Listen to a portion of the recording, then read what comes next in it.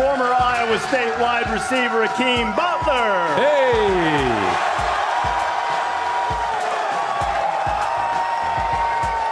Playing with the Arizona Cardinals now, had a great career here in Ames, playing for Matt Campbell. And Matt Campbell's establishing his system here at Iowa State. Kirk Ferentz is the dean of coaches. Look at the comparison between the first 3 years, and Campbell is certainly on a good track as we have him wired. You're teaching the world toughness, discipline, and details still matter. Walk through, here we go. Offensive scouts, defense, and it's up. I think you gotta be physical and throw them by. You can't minor in what we do defensively. You have to major in it. You gotta beat that guy. As we continue to build this offense, who are those guys that are going to help us create those big plays for us to be successful? Engage him though, right? Please engage him. Go, just block. Oh, now I got him. If you fall in love with the process, Go, Brees. Go, Brees.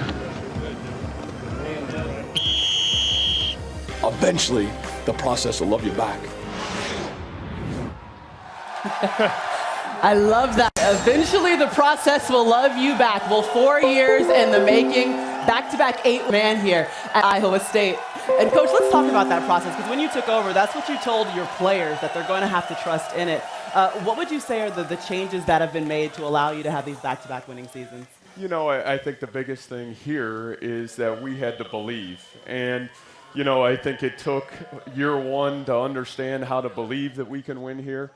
And the only way that's going to happen is trust. And trust is really special in college football because it's got to go player to player, player to coach, coach to coach, and back to coach to player. And, you know, that's really resonated in our program over the last 3 years. And then the humility to stick to that process, even when some success would occur, that's what's made us really special. And some great leaders along the way in our locker room have taken hold of that and led us. Give me some of those leaders, because you're always tweeting about culture changers. Yeah. Who were the changers for you? Well, you know, you talk about stories like Joel Lanning being the starting quarterback and then moving over to play linebacker.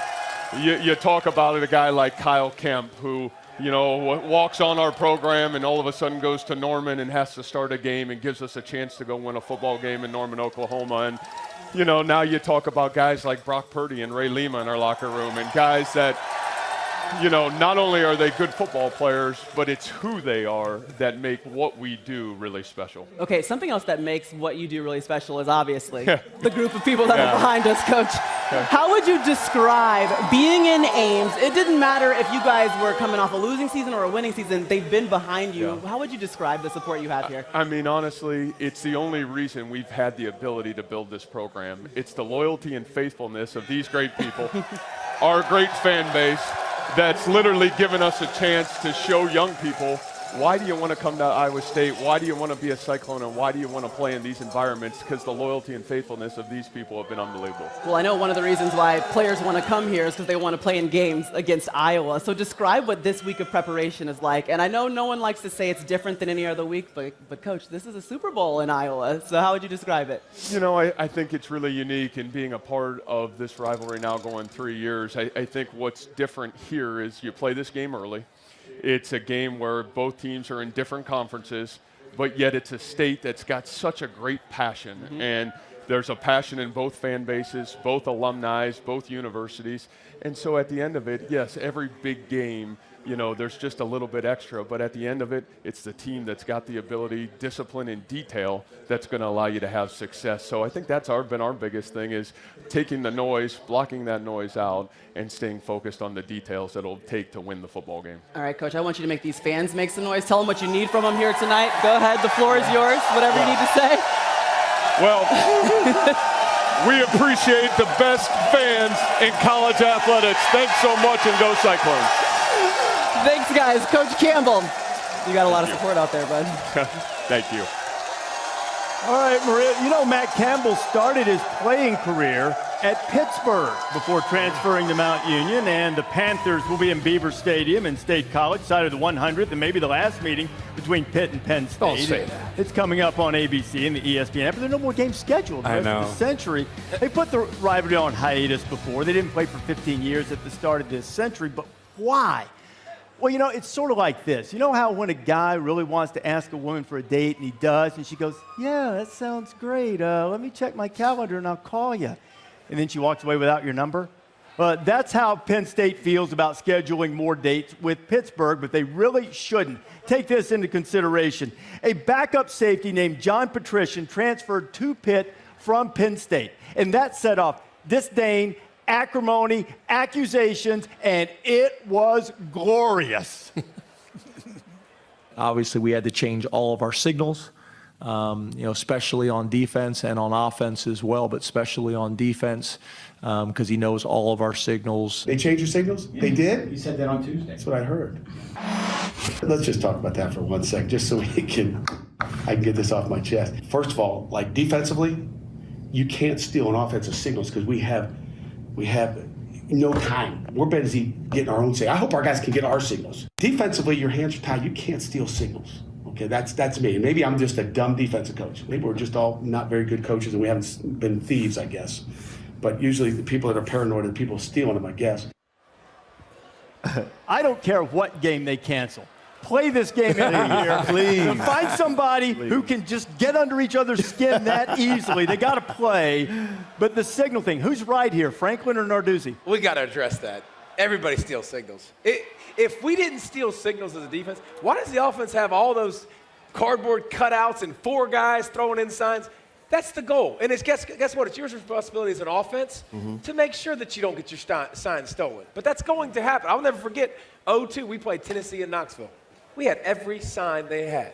We knew exactly what was coming every single. We looked like world beaters. How'd you get blitzing right into. That's not important, man. The important thing is it happens, and it's incumbent upon coaches to change things and not allow their signs to get stolen. But from when you played to the way the game's played now with the tempo, I do think his point's valid. You know, it's more valid. I just think that things happen so fast. Yeah, I think so.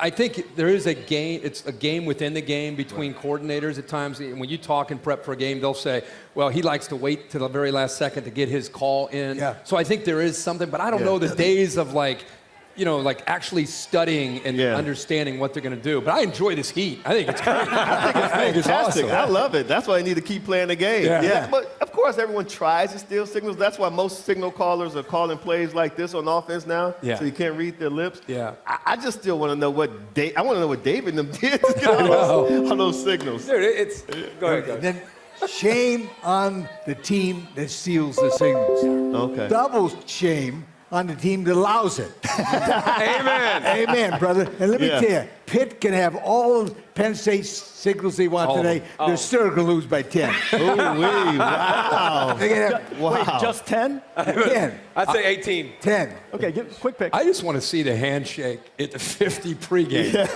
they're going to have one. Well, we're working on that because that game comes up at noon on ABC. We're going to be keeping a very close eye on this. Give me a quick pick on who wins this game today.